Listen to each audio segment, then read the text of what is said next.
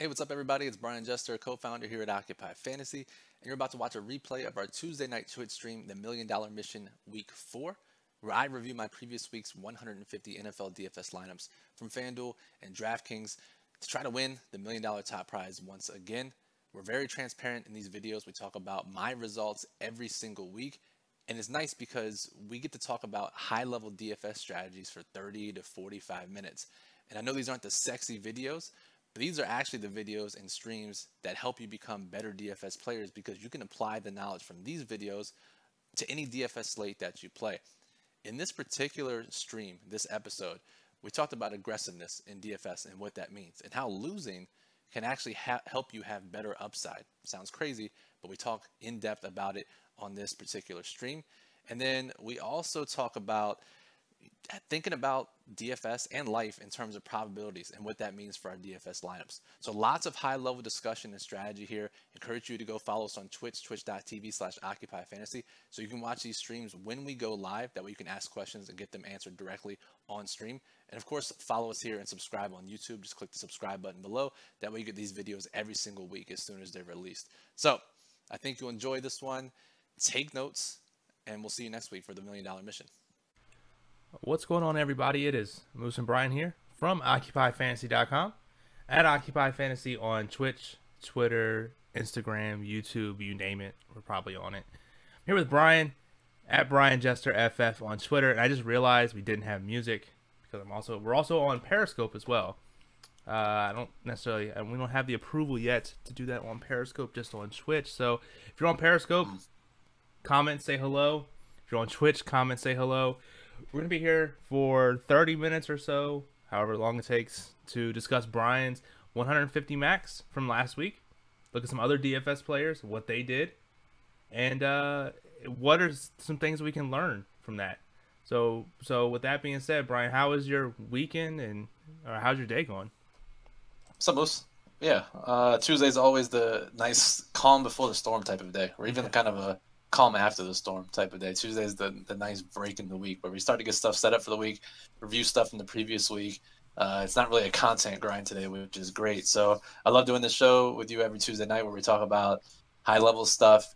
And there's a lot of items on Twitter that I saw today that really hit home. There's a book I'm reading now that hit home. So a lot of stuff we can discuss here. Hopefully people start joining in, ask questions, and stick around for the whole 30 mints. Absolutely, yeah. And Rough 'em Up, great name. It says, what's up, guys? Glad that you're here.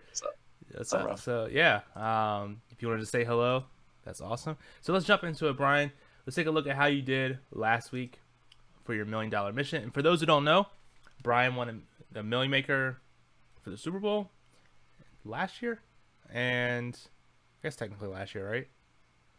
Last calendar, yeah, for sure. Yeah, and he's trying to repeat the process again. And so if we take a look at what he did on FanDuel for week 4, 21, 65 in entries, a little over 1,000 in winnings for a minus 50% ROI. Rip. Yeah, about expected, honestly, for September for me. Yeah, we've talked about it a lot. That the first 4 weeks are pretty trash, and you play a lot more lower risk. If that makes sense. Just not as many entries as I will starting probably this week. Yep, absolutely. And then we flip it over on DraftKings, 13-15 entries, 11-13 in winnings for a minus 18% ROI. It's a lot. Pretty good actually. Honestly, not that bad. Yeah, not that bad. For those of you who don't watch this show that often or don't play high risk contests at all, this is very par for the course. What you'll see here is out of the 16, 17 regular season weeks, we'll see probably, 10 to 14 look like this, maybe a handful of small positives, and then hopefully, fingers crossed, 1 or 2 really big, massive spike weeks. So we'll see. Yep, absolutely. Do you have year-to-date numbers by now? Yep, and so year-to-date numbers across both sites, 11.5K in entries, 5,800 in winnings for a minus 49% ROI. Nice. So getting up there, I think I was negative 50% or higher last week. So we're inching back up. So yeah. Well, again, all this will ideally be all erased plus a ton more with a big top 0.1% finish. So we're just counting down the days until that happens. Absolutely, yeah. And you do, and this may be a little, I don't know if you want to jump into this part right now, but you do a lot of reading. You do a lot of high level analysis stuff. I hate reading. I necessarily don't like it, but you said there was something in a book that you talked about that really applied to this. Yeah, I don't know. I'm gonna see if this works. I'm gonna try to turn my camera around really quickly just so you can see. I'm not trying to do like a book brag or anything, but like tons of books behind here, like in my little bookshelf behind my behind my computer setup here. Like tons of reading all the time. A lot of the stuff I read about is honestly like philosophy and game theory and statistics, probabilities, studies about humans, like all kinds of stuff like that. The book I'm reading now is actually recommended by Niramata, who is our PGA DFS writer. Him and I mean, we've been talking about DFS like mindfulness since he's come on board. Like every week him and I talk behind the scenes about this stuff. So he actually recommended the book to me. It's called The Biggest Bluff. I think we actually talked about it on here a week or two ago. Maria Konnikova was a psychology major, psychology PhD student, writer. Got help from Eric Seidel, world famous poker player, to teach her how to play poker to deal with uncertainties in life. She ended up winning a ton of money playing poker as a result. Wow. And I'm reading a passage, or I was reading some chapters today, and the one sentence stuck out to me. I literally reread it like 20 times because it's so applicable to what we do in DFS, especially my strategy, high risk strategy here too. It was be willing to be more aggressive, even if it means losing more. Which like sounds really crazy to think about, but the context of the quote was she was trying her first big tournaments and she cashed like 3 of her first 6 tournaments, and she went back to her coach Eric Seidel and was like, "Yo, I can't believe it! Like I didn't know how to play poker 6 months ago. Now I'm cashing. I cashed 3 tournaments. I'm doing great." And he's like, "That's good. I mean, that's really good, but like you're only min cashing, and that you're just getting over the bubble, the cash line with a little bit of chips, which means you're not playing optimally." He's like, you got to step on the gas and play more aggressively because the tournaments are so top heavy, and that's why you're playing tournaments, to get those top cashes. And I was like, what does that sound like? Like that's literally what we're doing here with DFS. So while it's not the same as like chip strategy around the bubble, it's still being aggressive to get to that top 0.1%, because the top 80% make the same amount of money, $0. Yeah. So why not shoot for that extra, even if it means losing a little bit more? As we say all the time here, it's not about how often you're right. It's about how much you win when you are right. And that's the key to high level DFS. And again, it could take a beating on your mind for a while, but when it hits, it hits. Yeah, and we've always talked about stuff back and forth, high level strategy, the mental aspect out of it. I mean, there's no. I'm sure I've said it on here as well. Like I'm mentally unstable in some parts, maybe not, but like we all who isn't we all are. Yeah. I've gotten to the point now where if I'm doing the 20 max, 150 max, if I go 0 for 150, okay, was my we problem. Just laugh. We just laugh in our personal chat about like, it, right? Man, that's actually more impressive than cashing on 150. Like, you have the process. You go back and forth. You always look at it. And then like, even then, I had 5 lineups in the top 0.1% of the 150 max, the mini max on FanDuel this week. So I'm up for the season. I wish you could say the same, but it just shows the process. No. I'm Again, up. I don't know about you. I don't know. I know we're doing shows about you, but I'm up, so I don't know. No. And I was just rambling on about just the process works, and you need to have that absolute mental stability. And I'll leave it as this. And I see we got a bunch of people saying hello and stuff like that. We'll get to you in a second. But just to reiterate, that mental aspect is so important that you can't just absolutely indulge 100% of your time in here. Yes, you can do. You should be divulging a lot of information, but take a couple minutes. Take an hour in the morning just to relax, chill, hang out with your dog, or go exercise, or whatever it is that gets you around with all that information. So you're able to go back with a clear mind, a good mind, so it helps out with your mental stability. Yeah, even if you're just watching us because you like us and you don't even play DFS, like it helps with life too. So just try to incorporate a lot. I mean, it's kind of crazy. There's a lot of parallels in life and poker, DFS, sports betting, investing, any type of risk reward type scenario. So a lot of the ideas and stuff we talk about here can be applied in just your regular old life. So Yeah, and as Ruff says, it seems like that's why successful poker players do well in DFS as well, probably using that same mentality. Yeah, that, and then you also see a lot of like the investment guys, the Wall Street guys, are making a killing in these new legal sports betting states or DFS. They have these algorithms and they have the mindset. Yeah, exactly. So no, you're 100% right, Moose. Bismo says he literally went for a walk at midnight last night to ease the Demir bird tilt. So yeah, shout out Bismo who lost a share of the FanDuel first place single game GPP on the final drive. Yeah, totally know that feeling. One time, this was early days, like literally my first year of sports betting, I had built my bankroll up to about $2,000. And for me, that was a ton of money at the time. I was just out of college or in college, whatever. And then I found a spot. I was like, this is literally the best prop I could ever find. It was Phillip Rivers under 17.5 completions. And I was like, I need to hammer this prop. In fact, I think I need to bet my entire bankroll on this prop, which is like completely opposite of everything we've ever talked about here at Occupy Fantasy. And I still remember to this day, he has 15 or 16 completions. They're winning the game. Oakland's driving to take the lead late in the fourth quarter. And I was like, well, as long as they stop him here, I'm good.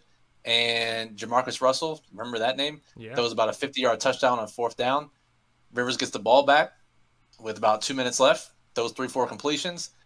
Bankroll goes down the drain. And like Bismo, instead of taking a walk, I took a drive for about an hour at midnight just to clear my head because that was, at the time, a terrible beat for me. But again, I understand. I understand Bismo taking a walk or meditating or whatever you got to do after a bad beat. Yeah, definitely. As Kim points out, you obviously redeposit after marginality. No, we're here for we have to say we're for responsible betting. So yeah, but that's hilarious. I don't think, especially in the early days, I don't think anyone's never not put their entire bankroll on a prop and loss. I mean, yeah, if you're starting out, like everyone who's anyone has lost their bankroll at some point very early in the process, and hopefully that's an early in the process result and not a late stage result because that's what we're here to try to avoid. Absolutely, yeah. What's up, Ed? And I think someone else said what's up. Someone on Periscope. Oh, Bismo. Hey. Random rules. Vipassana meditation. If you're into that, have you heard of that before, Brian? I don't know what that is, but Niramata is trying to get me into some meditation stuff. So maybe right now I don't have time to meditate. So maybe after the season. Dolo DFS, thank you for the subscription. Subscribe for 7 months on Twitch. I love that. As Bismo points out, I love these transparency stories. Yeah, we're very transparent. We got them for days, bro. We got enough stories to fill up a fucking encyclopedia. So yeah. Like I said, once we get around to Super Bowl time, we'll be talking about our historical Vegas days. Oh yeah, for sure. So let's jump into this, Brian. If we take a look here, we have Fantasylabs contest dashboard up. If I can get the image off the screen, and I have your entries in the $9 slant, sorted by ownership. You use 61 players in your pool, which is pretty standard for you. Your highest owned guys: Zeke, Mike Davis, Kamara, Christian Kirk, Odell Beckham, and Darnell Mooney. Those are the guys at 28% or above. All of them had double-digit leverage, minus Kamara. You want to take me through your thought process on those highest owned guys and kind of where you went with that? I certainly can. So, for me, at least, Chris wrote about it in the plug. The model showcased this. Zeke, Mike Davis, and Kamara, for their roles and their prices, were by far the 3 best plays overall. And just so happens they're running backs. They are running backs. And those are the types of guys we want to get a ton of. So I was like, I want at least 40% of all these guys. I want to at least match the field. I tried to get up to 50% Kamara. It was just impossible based on my stacking. I was stacking some expensive guys. But I at least got 40% on all 3. Christian Kirk and Darnell Mooney were both super cheap. I know people might look and say, how the hell did you have 28% Darnell Mooney? But for me, he was, I think, minimum price $3K. Yeah. He was running a ton of routes. getting a decent amount of air yards. He's actually hint on the underperforming receiver list for week 5. So, yeah, I needed a cheap receiver, and there weren't a ton to jam in all these other expensive players. Just having that Mooney was there. Christian Kirk was also there at 4,400. I didn't like a ton of other guys in that range. So those were the guys I had to jam in. So you'll see this a lot. It depends on the stacks I use. But if I have expensive stacks, a lot of times I'm going to end up with a really cheap player that's probably pretty low owned in a lot of my lineups. Mm-hmm. Ed says, so AJ Green is a ghost and all year will be an underperforming receiver. 4 weeks is enough. Ed, we've been talking about this in our chat all day, our staff chat, and making jokes about he's still going to be underperforming in week 16 and beyond. Yeah, it's hard. I mean, again, he was expected to score 13, 14 fantasy points last week. He scored 1, depending on which site you played on. So he's still out there. They're still throwing him the ball. I don't know why, but they're still doing it. And as hard as this, as hard as this is to process, targets are really the truest indicator of talent in the NFL. NFL teams and quarterbacks and offensive schemes, if you're not talented and you're not getting open, they're not going to throw you the ball, right? There's a reason some guys go out there, I don't know, Chris Hogan's an example, doesn't get good targets no matter where he goes. But if you're out there and you're getting open and you're good, they will throw you the ball. And until that stops, eventually you're going to have a blow-up game. Yeah. Now everyone's legitimately off AJ Green, and it's going to be disgusting to click that button. But we're probably going to play him again this week until Cincinnati decides he is no longer worthy of being an NFL caliber starting wide receiver. Yeah. I will just point out, I have stacked the Bengals literally every single week. Why would I stop week 4? 5. Got to do it now. Yeah. You got to keep doing it. Yeah. Random Rule says, in non-AK lineups, did you consider Murray or New Orleans pass catchers? No, Latavius Murray wasn't in my pool at all. He's not a bell cow running back, so that never crossed my mind. I did have a Detroit stack. I can't remember if it was on FanDuel or DraftKings, but 1/6 of my lineups had Matt Stafford stacks. And in those stacks, I ran it back with Traquan Smith exclusively or Alvin Kamara. But that's it. I didn't, outside of that, I didn't play them. Okay. And Ed also points out, we called OBJ for the underperforming wide receiver list. He definitely overperformed. Yeah, we got a couple, right? And the list is juicy this week. We're going to drop the names on the podcast that Chris and I are recording tomorrow, Wednesday. So definitely tune in for that. It'll be in the Daily Plug, but the list is pretty sick this week. I'm excited for it. Yeah, it should be a lot of fun. I'm curious what it says. And so just again, guys, if you have questions about why Brian picked certain players, his strategies, if you want us to look up someone else, go ahead and ask. We're here on Twitch. We're also on Periscope. The Periscope quality is trash. I don't know why. I got to reach out to support because it looks fine, but then you click on it and it's 1998 480p. Yeah. PS1 graphics. Hova2 says, please explain Kenyon Drake. Back-to-back great matchups and does nothing. He's dead to me. Yeah, he's dead to me too, dude. Really, it's a couple things. One, he's not breaking any tackles. He's not getting any yards before or after contact, and he's not getting used in the passing game. He's basically Gus Edwards, but worse at running the ball. It's just it's literally the worst possible situation. A lot of speculation that he's still reeling from his preseason foot injury when he was in a walking boot, and maybe that's the case. But again, until we start seeing heavier weighted opportunities usage in the passing game, better manufactured touches, you can't use them right now. Yeah. Ed says, what was your ownership on Cooper as opposed to Lamb? Cooper, you had 20%, and Lamb, you had 5%. Yeah, and maybe that's my mistake. Maybe I should have had more of CD Lamb. I was still a little concerned about his random playing time dip in week 3. And that was me there. Basically, what I wanted to do, I made a rule when I stacked Dak, I wanted at least one of Zeke or Amari Cooper. And Amari Cooper, I think, leads the league in targets right now, so I don't think it was a bad. And Cooper balled out anyway, so it was fine. Yeah. But yeah, I wanted at least one stud with Dak, and by stud, I defined it as Amari or Zeke. Okay. Willie Ball, what's up? Says, for a general stack rule, do you use 3-1 and force opposing wide receiver and force opposing wide receiver? It depends. I always use 3-1. There are some rare cases where I'll go outside the box, but almost always is 3-1. I usually force a receiver in the 3 stack unless there's like a crazy good tight end and running back that's available that catches passes. Like, it's definitely possible. And depending on the other team, I won't force a receiver unless, like, legitimately the only two good players are receivers. Because, like, let's just say the Detroit stacks this past week: Stafford, Kenny Galladay, T.J. Hawkinson, whatever, it's 3-1. And running back with the Saints, Kamara is an easy run back. Like, he's one of the best plays on the board, and in theory gets a positive correlation from Detroit game stacks. So yeah, I'm not going to force a receiver in that situation. Now, if it's a team where the tight end sucks and the running back sucks, sure, I'll force a receiver. And that's where in DFS Magic, you'll actually do custom stats for each team that you do your stacks for, right? If you want to get to that. Right. Yeah. If it gets down to it, then yeah, I'll go into the custom stacking rules, which a lot of times I'll do if there's limited options on the team. Makes sense. Let's see. Ed says, I switched Lamb OBJ for Cooper Landry, and that was my best lineup. I hate 1255 tinkering. Yeah, that's rough, man. I saw you ask that question in the Discord, and it was super, super toss-up for me. I probably would have just told you the OBJ side just because OBJ was on the underperforming list. But, I mean, that's a toss-up for sure. Wig says, would you do a 7-man game stack? No. I mean, 4 players is the optimal. 5, depending on some things. But, like, 7's, that's crazy. Yeah, 7's way too many. Yeah, because you have to think about it. There would have to be like 80 points scored to have. Like, because you need everyone would have to go off. Yeah, and that's very, very rare. Also, they'd have to be like, they would probably have to have some underpriced players too, like some min-priced plays that go off in big roles or something. I don't know. Yeah. I wouldn't recommend it. No. Yeah.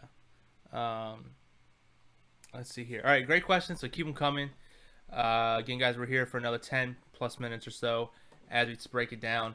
Let's look. I'm going to sort here. You guys can't see it on the screen, but sorting by his least leverage, Brian's least leverage plays: Kamara, Cook, Kenyon Drake, and Robbie Anderson are the position players. 5% or more leverage. And again, even though you have 40% Kamara, you were still leveraged less on the field. Was that intentional, or? I guess I was trying to get to roughly what the field was, 50%. Yeah. I couldn't do it with my stacks, so couldn't get there, and I didn't want to play him more over Zeke. I thought they were relatively equal. Maybe Kamara slightly better, but yeah, Brandon Cook's a whole nother discussion. I didn't realize how popular he would be. And then I mean, all these under leveraged guys are mostly part of my game stacks. Cool. K Sizzle says, I did a 7-man game stack with Houston, Minnesota last week. Yeah, I would tone that down a little bit and get it down to the 3x1. Yeah. Random Rule says, what was your highest owned 3x1? I always do it relatively equally. I spread it out. Our lineup builder does a great job of spreading it out. So I'll normally pick six quarterbacks and spread it mostly evenly. I might get, plus or minus 1% or 2 on one stack, just based on how it spits it out. But yeah, roughly, 16, 17% of each quarterback. Yep, makes sense to me. Cool. All right, let's take a look here. Do you want to take a look at? You want to hop over to the Millie Maker and see who won that? Kind of look at their exposures. Should we? All right, I feel like if we didn't do a week 4 review, we'd be doing a disservice if we didn't talk about RBX 88. Yeah. So let's hop over there and get your. My mentions, by the way, I've been getting like rogue mentions on Twitter for like the past 24 to 36 hours of people finding my old RBX 88 thread from back in June when I was questioning who he was. People are still commenting on it as of today about him winning the Millie again. Wow, that's nuts. Let's see here. So that was he was in the 4-4-4, the big one. Yeah. So 3 entries, GOAT. Yeah. This was a 9 or 11 max. This is a $4,000 entry, 600 players roughly, $1 million to first. RBX 88, if you don't know, this is literally his $3 million win in the last 10 months. He won the NFL Millie back in the divisional round of the playoffs back in January. No, I think he won in December. Either way, it was an NFL playoff slate near the end of the season.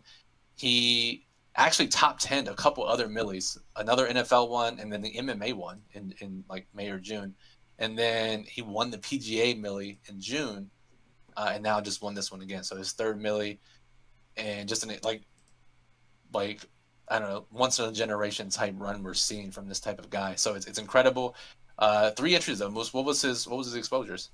Yeah, so let's take a look at that. And while we're waiting on that, Willie says, for my 20 max, I have been targeting the 4 quarterbacks based on the recommended stacks in the plug, and then 3-1s build. Those stacks were all my lineups. I feel good about my builds, but was just curious about your thoughts. Yeah, that's a great start. I mean, that's perfect. Just make sure once you do that, build it, see how it spits out, and then start tweaking your exposures backwards. Like, wow, why do I have 80% of this player? Let's go back and figure out why.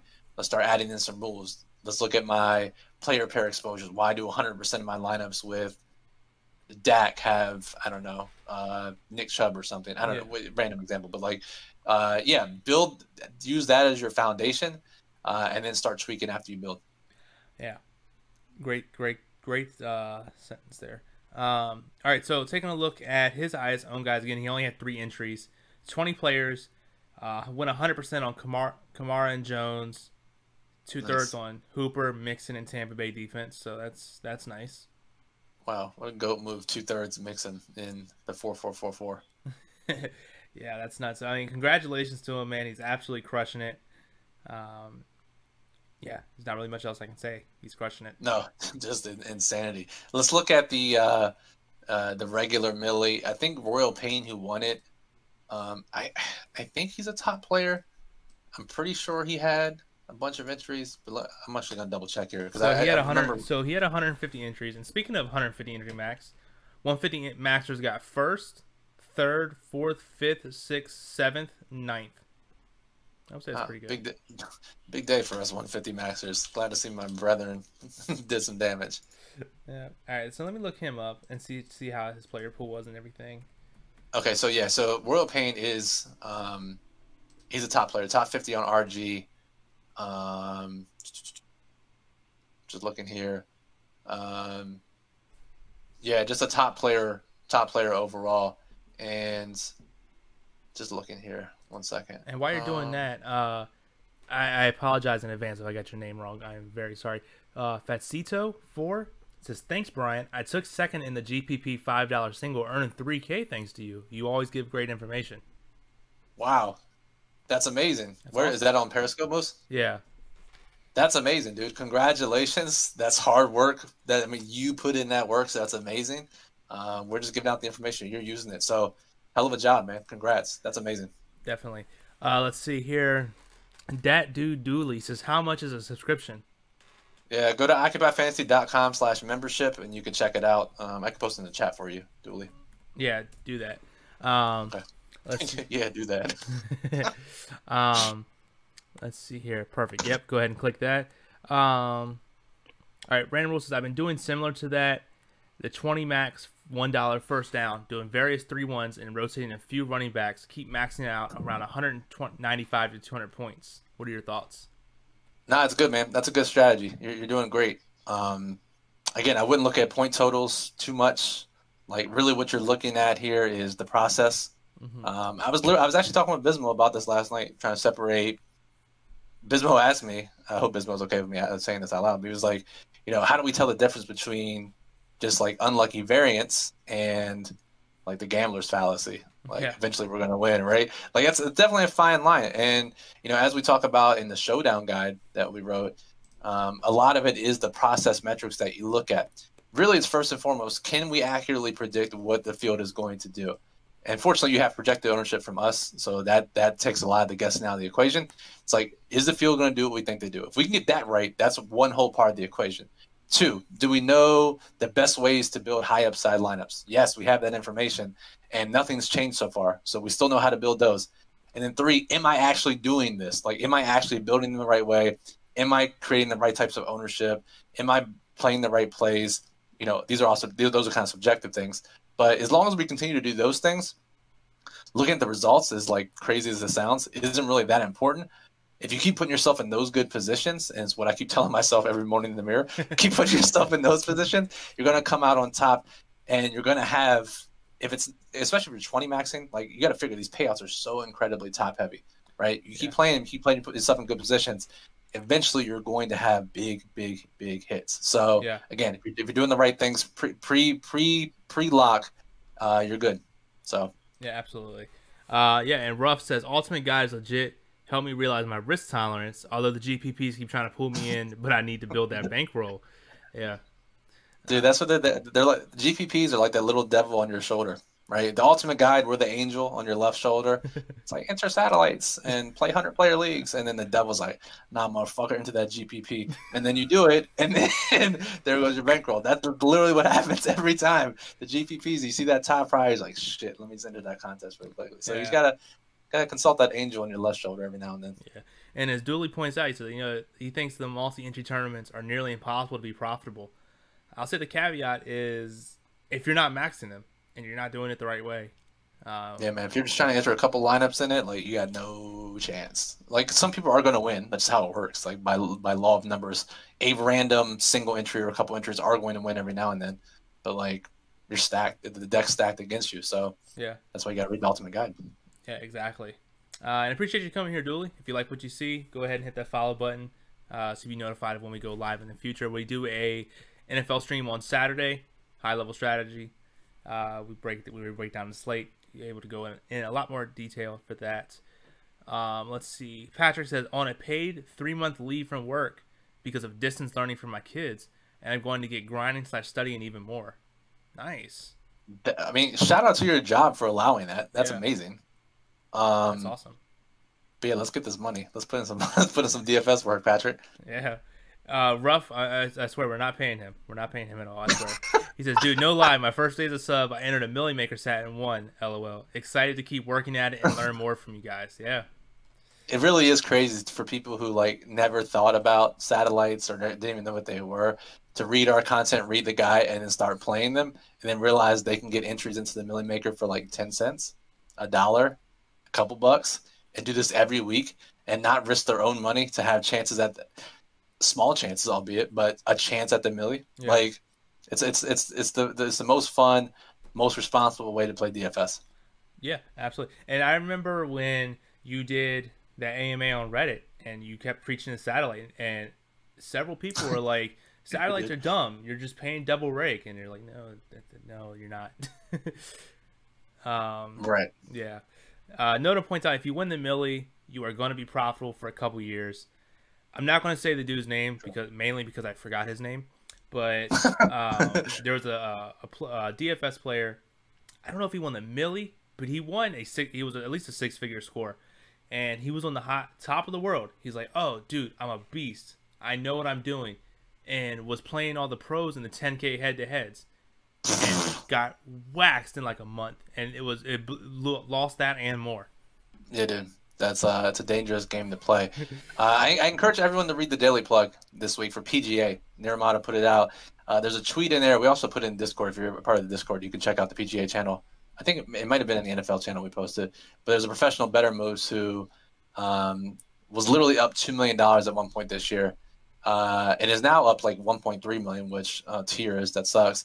But there was a $1 million downswing in his play, just based on the variance of the sport, the variance of betting. Yeah. So, and this is a guy with like 7 to 10% ROI. So it's gonna happen, man. You're gonna see losing streaks. You can't get yourself down. You can blame us if it makes you feel better, but yeah. Note on this guy's was not named Moose. I don't think so, at least.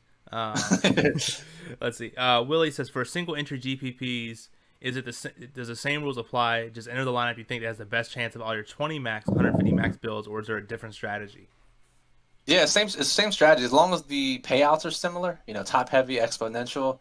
Yeah, same exact strategy for lineup building. For me, this is where I struggle. If I try to enter my best, quote unquote, best lineup out of 20 or out of 150, it's subjective, right? It's like, do I go with a lower owned game stack?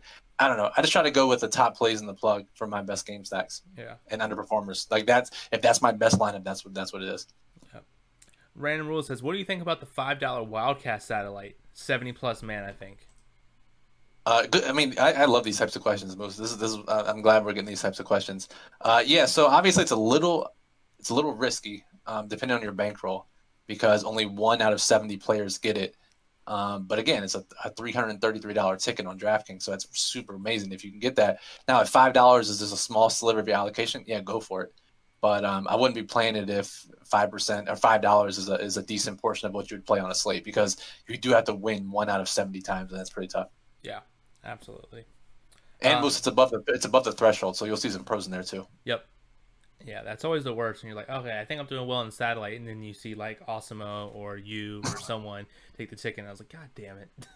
Yeah, out of nowhere, here comes the Chipotle addict. Yeah. Yep, absolutely. So speaking of other pros, let's look at what they did. This is the $20 satellite, and Yeah, let's see what World Paint did. Yeah, so yeah, we did. Let's see, Kamara, Trotman, Ronald Jones, Tampa Bay defense, Tyler Lockett, Indy defense. So it looks like he probably went with some sort of Seattle stack here, and a couple of Dallas stacks. Yeah, and he looked heavy on the Dallas stacks, 34%. So he got leverage there, and it worked out for him. Mm-hmm. He was heavy on Kamara, heavy on Ronald Jones. Yeah, dude. I mean, it looked like he had really good allocation here, and 26% CeeDee Lamb, nearly tripled the field. That was really helpful for him. Yeah, let's see how many quarterbacks he played. 3 quarterbacks, so that's pretty goat. Pretty good. Yeah. Yeah, it's pretty solid there. Let's see who finished. I think it was 3rd. Yeah, 3rd. Under Jones. So he finished 3rd. Let's see what he did. Look at the dude who 4th, 5th, and 6th was the same guy. That's pretty baller. That poor guy was in like 1st, 3rd, and 4th late on the slate. Oh, no. Yeah. All right, so let's. Under Jones, by the way, is also a very, very top level player, former poker player, I think. But Under Jones is definitely a top player. Yeah. So looking at him, his highest exponent guys: Josh Jacobs, Ronald Jones, OBJ. He must have read the plug. Yeah. Yeah. Let's see here. Willie says, "I locked Kamara at my 20 max. Is that not optimal for future reference?" Nah, love that idea. Love it. If you find a running back you really like, especially 20 max, lock them in, especially if they're cheaper. But yeah, I don't mind that at all. I think it's a great move. Yeah, absolutely. I think and maybe you can clarify, Brian, but for 20 max, I almost don't think it's really worth it to go that 80, 90%. Just lock them in if that's what if you like them that much, like. Yeah, just get them in. So yeah, locking in general 20 max is great. Yeah. Note him. How much Brandon Cooks? I guess, is that you? I think Royal Pain, the Millie winner. Did he have any Brandon Cooks? He wasn't on the listserv for that play. That was an industry play. It seemed like Brandon Cooks. He was under the field on them. Too sharp, but he had like 1,000,000% Adam Troutman, and I imagine that just helped him fit in lineups. I don't know how that. To this hour, I don't know how Adam Troutman became like a super popular play, but it was the same as what was it? The fucking Miami guy last year. Who? Oh, Patrick Laird. Yeah. How people would know. Yeah. Yeah, that was crazy. Yeah. Let's see here. All right, cool. So let's go back, and I want to look at Sea Monster. Let's take a look at what he did. Oh yeah, because he had the 3 top 6 lineups. Yeah. I know we're running past time, but we'll do this, and then we'll go ahead and we'll do our last couple of things here, and we'll get up out of here maybe about 10 more minutes or so. So yeah, 60, and all the people we've looked at so far have had around that 60 to 70 player mark. Yep, too sharp. So Sea Monster, his highest exposed players: Deshaun Watson, Dak Prescott, Will Fuller, Brandon Cooks. Ronald Jones was a staple here. You've seen a lot of these top lineups, right? Like a lot of these high finishing allocations had a lot of Ronald Jones, a lot of Dak, a lot of Kamara, a lot of Zeke, CeeDee Lamb. Makes sense. They all crushed. So yeah, definitely. Cool. All right, so let's take a look at the salary distribution. This is what percentage of salaries use that amount of salary cap. Makes sense. 40%, 42% use the whole salary cap, and then 28% use 49.9 all the way up.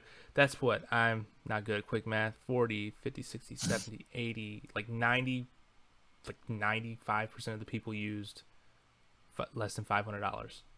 Yeah, And that's in line with what we normally see. Yeah. Let's see here. Ed says, for DFS Magic, if I'm doing a 20 max, I still 150 lineups to get more diversity. Diversity, or would you just do 20 lineups?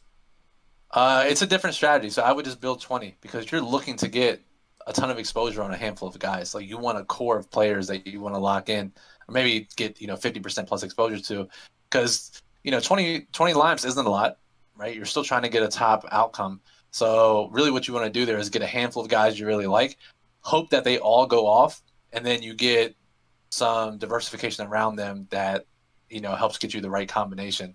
But I would stick to building just 20 if you're making 20 lineups. Yeah. Ruff says, when diversifying plays between head-to-heads, leagues, and satellites, is it normal to only profit 8 to 10% ROI from the head-to-heads if the leagues and satellites don't hit? Man, if you can profit 8 to 10% ROI, keep hammering those head-to-heads. You're crushing it. Like top pro, like Osimo, his ROI last year on, granted, like millions of dollars entries, was 7%. 6 to 7%. He posted a screenshot. So if you can get 8 to 10% ROI on average from your head-to-heads, hammer them as long as you're able to, because that's a rarity, and it means you're doing a really good thing. Now, maybe a small sample, but yeah, that's good, dude. Yeah, get that 8 to 10% and you can while taking those shots in those higher risk contests. Yeah, we might have to bring Ruff on here. Hey, instead of we'll do, instead of the $1 million, the ROI mission, the 10% ROI mission, and break down his head-to-heads. That's awesome, Ruff. That's really awesome. Yeah, seriously. So let's take a look here then at duplicate lineups in the Millie. Always fun to see 224 duplicated lineups. Fitzpatrick as a quarterback. Rip. Yeah, this was a pure Fitzpatrick was very popular in optimizers and industries, so no surprise that we see this here. Yeah, Cincinnati defense. Baltimore to Deshaun Watson, Fitzpatrick, Kamara, Zeke. Yeah, pretty self-explanatory. There were some, you said Fitzpatrick, but then also Kamara and Zeke were pretty much studs in any projection system that you looked at, and so the optimizer is going to jam him in as much. If you don't set restrictions, it's going to jam them in pretty hard. Exactly. Real quick, were there any duplicates in the 4-4-4-4? Let's see. There was. Let's see. Notem says, was that Osimo cash or total? It was his total. His total DFS exposure last year. True. Yeah. So Fitzpatrick and Deshaun Watson lineups were duplicated. I can't see on the screen. How many was that top lineup duplicated? One person did it 3 times, so it wasn't really a duplicate. What are you doing? And the second lineup was what? 2. All these are 2. Just one another person. Still a disaster if you enter a duplicate in a 600-player league. Yeah, that's gotta suck. All right, cool. And let's see. And then lastly, the position usage. And this is going to show. We look at what flex position is used. I'm actually going to switch to the 20 thing. 45% running back, 41% wide receiver, 14% tight end. What are people doing? 14% tight end? And this was the big milli, right? This is the $20. Or the $20 milli, sorry. Yeah. It's the $20 milli. So let's jump up a couple notches. Let's see how this is look. So 14% in the $20. I'm curious what the $9 one was. 10%. I guess it's a little bit lower. Yeah. In the 333, 8%. So a little lower. And in the 444, 7%.